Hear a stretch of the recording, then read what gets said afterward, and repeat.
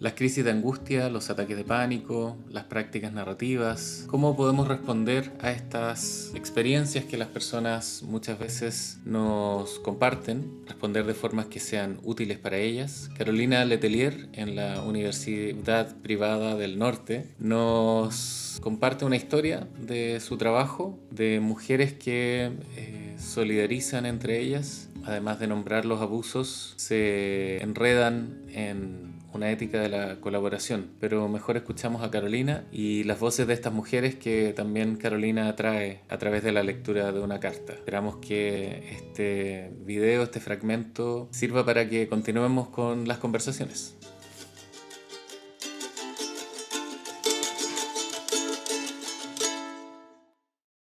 Bueno, nosotros le pusimos a esta presentación como, no me acuerdo exactamente cómo se llama, pero tiene que ver con lo político en las relaciones de poder en el trabajo que realizamos, ¿cierto?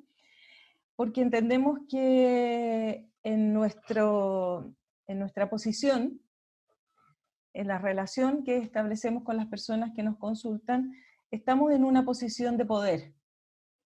Estamos en una posición de poder porque la sociedad, a través del título profesional, nos autoriza, ¿no?, y nos valida como un saber experto para conversar con las personas y supuestamente definir qué es lo que tienen, qué es lo que les hace bien, qué es lo que necesitan para sus vidas.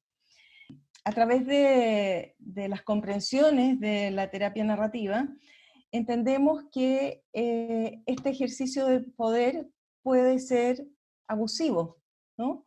Depende cómo nosotros queramos usarlo. La idea nuestra es poder usarlo desde lo que llamamos la ética de la colaboración, que significa que vamos a hacer un trabajo en conjunto con la persona, la familia o la comunidad que nos consulta, porque ellas tienen una experticia sobre sus vidas, sobre qué las mueve en sus vidas, sobre lo que les interesa, sobre lo que es valioso para ellas. Esa es su experticia sobre sus vidas. Y nosotros tenemos la experticia en preguntar, ¿no?, en explorar, en invitar a la curiosidad sobre las propias vidas, sobre cuáles son esos saberes, esas habilidades que hemos ido construyendo y desarrollando a través de nuestra historia para poder movernos en nuestra vida y para mover nuestras vidas hacia donde queremos.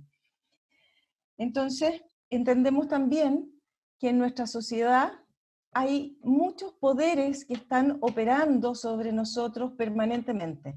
Así como yo como profesional tengo un poder para decirle al otro lo que debiera hacer con su vida, por ejemplo, también hay muchos poderes que nos están diciendo, aunque no lo veamos escrito en una pared, cómo hay que ser mujer, qué significa ser una buena madre o una buena esposa.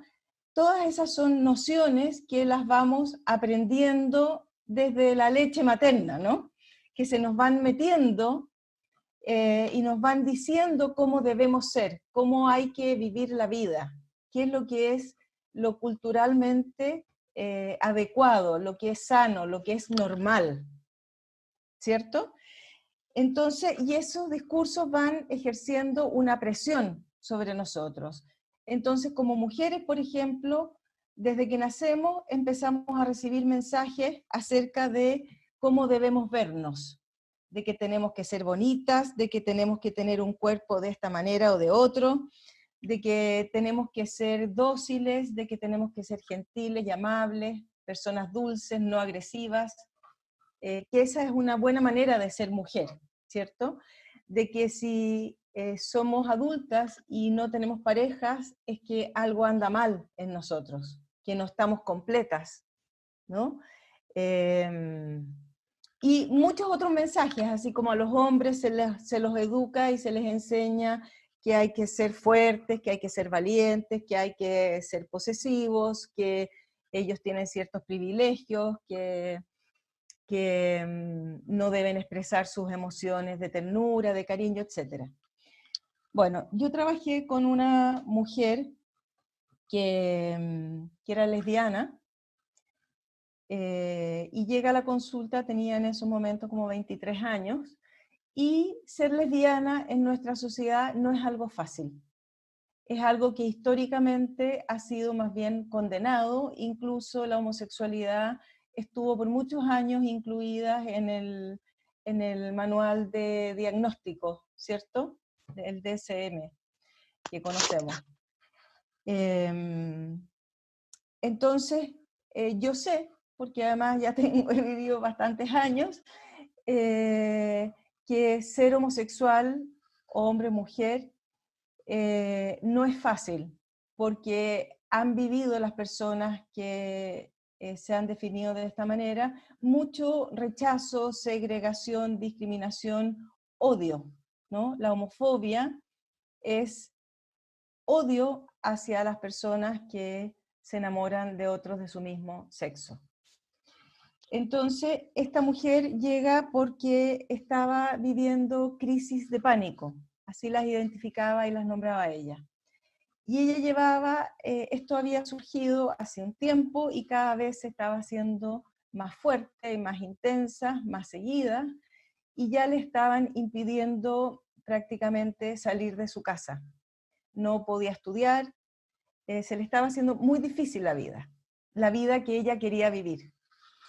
Y empezamos a conversar como qué estaba pasando en su vida, que ella pudiera quizás relacionar con estas crisis de pánico, que ella sentía que era incapaz de controlar, o sea, sentía que sus emociones ya se le escapaban y no tenía como el control sobre su propia vida. Pensaba ir al psiquiatra también para que la medique y le baje este malestar, este sufrimiento.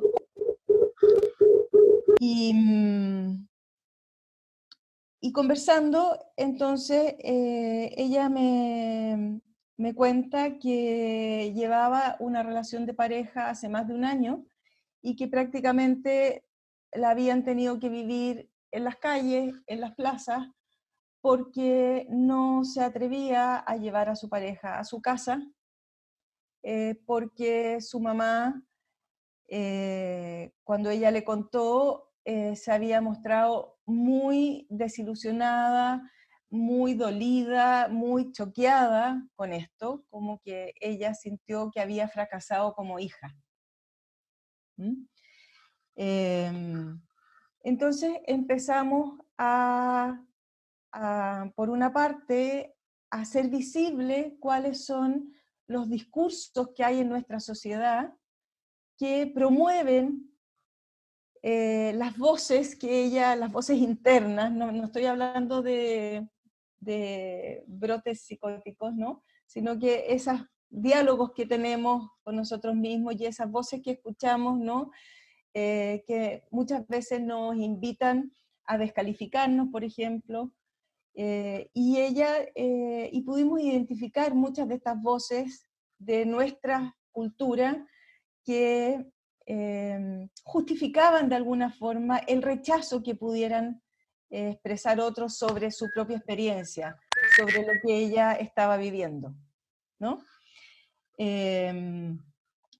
Cómo estas voces podían incluso también patologizar su experiencia.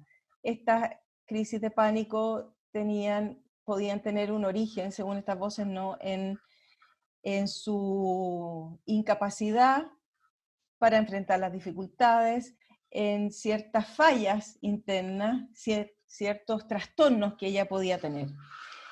Y dejar invisible toda la hostilidad del medio, del entorno, que le impedía vivir su historia de amor, ¿no?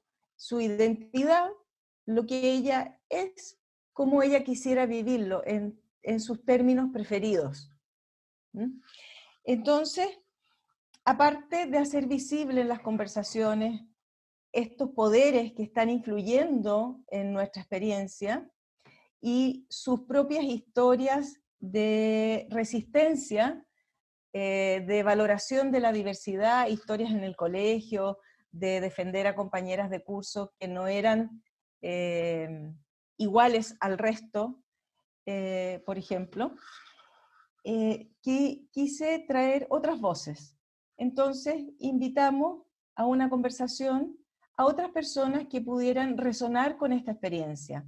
Otras personas fueron otra mujer que también era lesbiana, que también había sufrido estos dolores, su propia pareja, y un hombre que en ese momento era alumno mío en el diplomado que hacíamos. Entonces tuvimos una conversación en donde ellos pudieron atestiguar y resonar con su historia y compartir sus resonancias acerca de los pasos que ella iba dando en su vida por poder vivirse de la forma en que ella quería, ¿no? Sin subyugar ni someterse a los mandatos de estos discursos dominantes.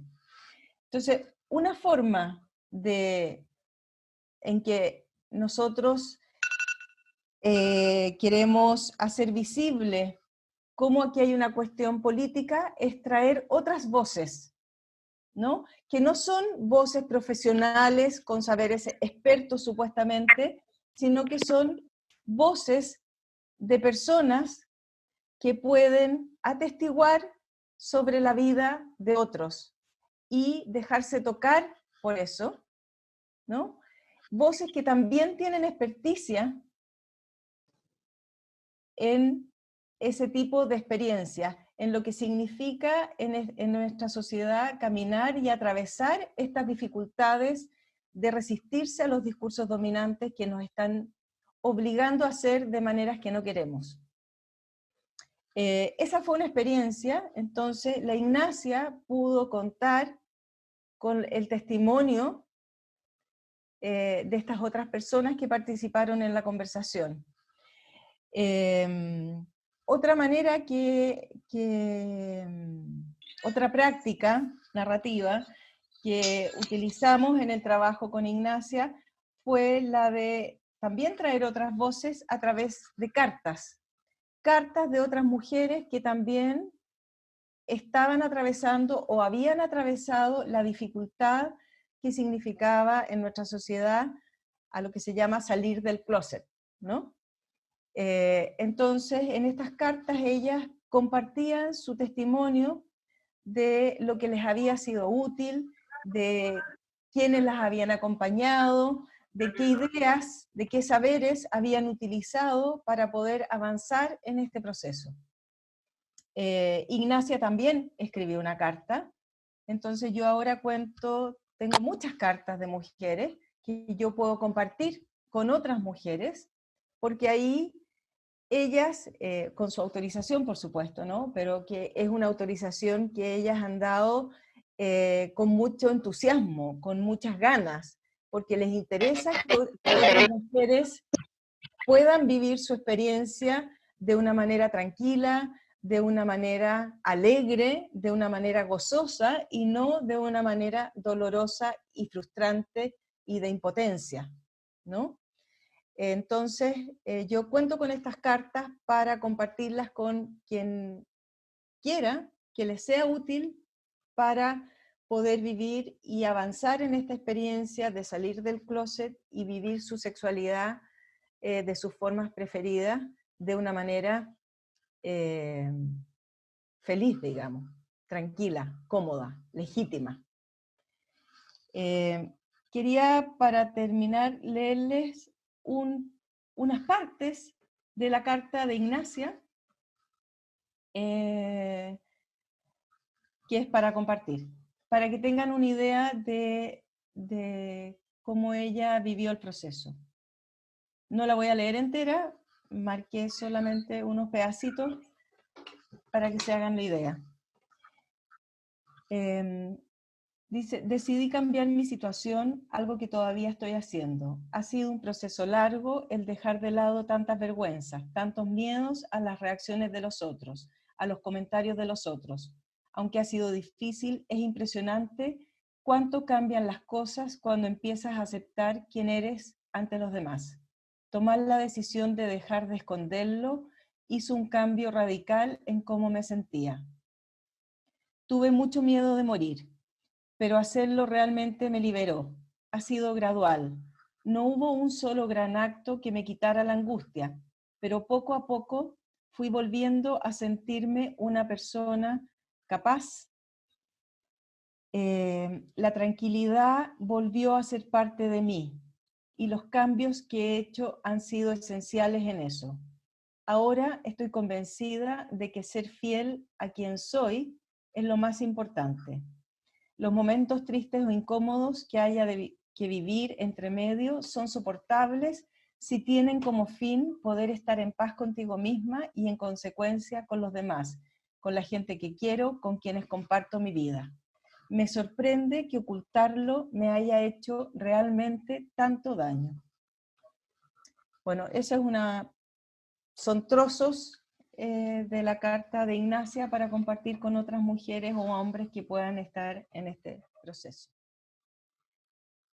Espero que esta conversación con Carolina, conversación a la distancia, les haya servido, les haya gustado, que les haya conmovido. A mí me conmueve escuchar estos relatos. Y bueno, que se suscriban al canal si quieren seguir viendo estos videos, porque así nos posibilitan poder seguir subiendo este material, que son muchas horas de clases que tenemos y que queremos compartir con ustedes. Y que le den me gusta y que nos pueden comentar sugerencias, resonancias, ideas, cómo les está sirviendo esto y también quizás ideas para el podcast de temas que les gustaría que conversáramos. Y eso, seguir en contacto para poder continuar con las conversaciones narrativas en estos territorios preferidos. Chau.